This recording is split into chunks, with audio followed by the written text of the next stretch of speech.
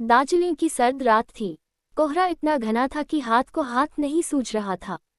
पहाड़ियों की घुमावदार सड़कों पर बस एक अकेली जीप रेंग रही थी। उसके अंदर थे 4 दोस्त, रवि, नीलेश, कविता और अनुज। वे कोलकाता से छुट्टियां मनाने आए थे, लेकिन अब वक्त आधी रात का था और होटल अभी भी मीलों दूर था। यार, ये रास्ता सही लग रहा है? अनुज ने घबराकर पूछा। जीपीएस तो यही दिखा रहा है, रवि ने कहा, लेकिन उसकी आवाज में भी भरोसे की कमी थी। तभी अचानक उनकी जीप के आगे एक औरत खड़ी दिखी, लंबे बाल, सफेद साड़ी, चेहरा धुंध में छुपा हुआ। जीप की हेडलाइट उसकी ओर पड़ते ही वह हल्के से मुस्कुराई।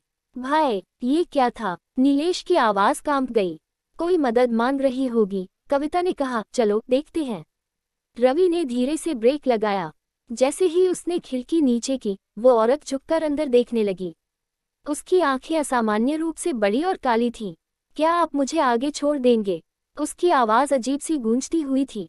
कोई कुछ बोलता, इससे पहले ही अनुज चिल्लाया, नहीं, गाड़ी मत रोको। रवि ने घबराकर क्लच दबाया और गाड़ी तेजी से आगे बढ़ा दी। पीछे मुड़कर देखा तो औरत सड़क पर खड़ी खड़ी बस उन्हें देख रही थी। लेकिन अगले ही मोड़ पर वह फिर सामने थी। भाई, ये कैसे मुमकिन है? नीलेश हकलाया। रवि ने बिना कुछ सोचे समझे जीप को तेजी से मोड़ दिया और सीधा एक कच्चे रास्ते पर घुस गया। पहाड़ी की तरफ बढ़ते ही जंगल और घना होने लगा, कोहरा और ज्यादा डरावना हो गया। तभी गाड़ी अचानक बंद हो गई। सबकी सांसें अटक गईं। कोई कुछ कह पाता, इससे पहले ही जीप के चारों तरफ धीमे धीमे फुसफुसाहटें सुनाई देने लगी। तुम लोग वापस क्यों आ गए?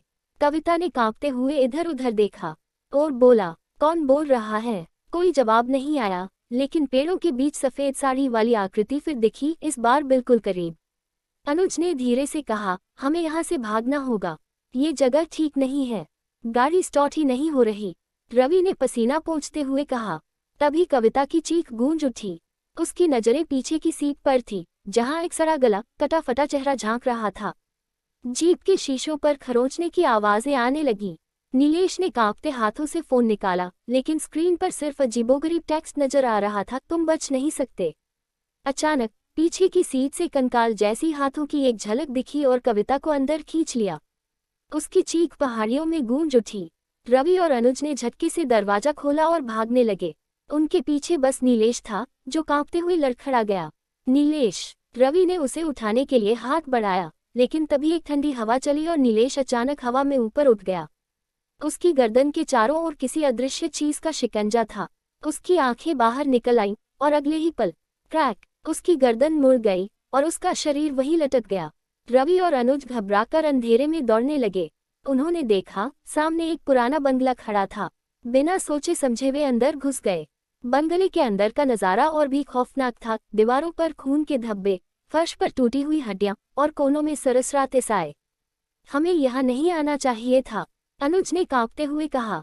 तभी एक दरवाजा खुद ब खुद खुला और अंदर से किसी ने कहा, तुम आखिर आ ही गए। रवि और अनुज ने कांपते हुए दरवाजे की ओर देखा। वहां वही औरत खड़ी थी, लेकिन इस बार उसका चेहरा पूरी तरह सड़ चुका था और उसकी काली आंखों में सिर्फ अंधेरा था। वह आगे बढ़ी और एक झटके में अनुज को पकड़ लिया।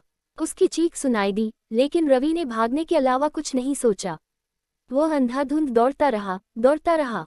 सुबह होने पर स्थानीय लोग जंगल के पास एक बेहोश लड़के को पड़े हुए पाए। वह कांप रहा था, बुरी तरह सहमा हुआ। बचाओ, वो सब मर गए, रवि चिल्लाया। ग्रामीणों ने उसकी बात सुनी और फिर एक दूसरे की ओर देखा। लेकिन बेटा, ये कैसे हो सकता है? एक बुजुर्ग ने कहा, ये बंगला तो 50 साल पहले जल चुका था और वहां जो औरत थी, वो एक बददुआ थी, जो इस जगह पर आने वालों को कभी जिंदा नहीं छोड़ती।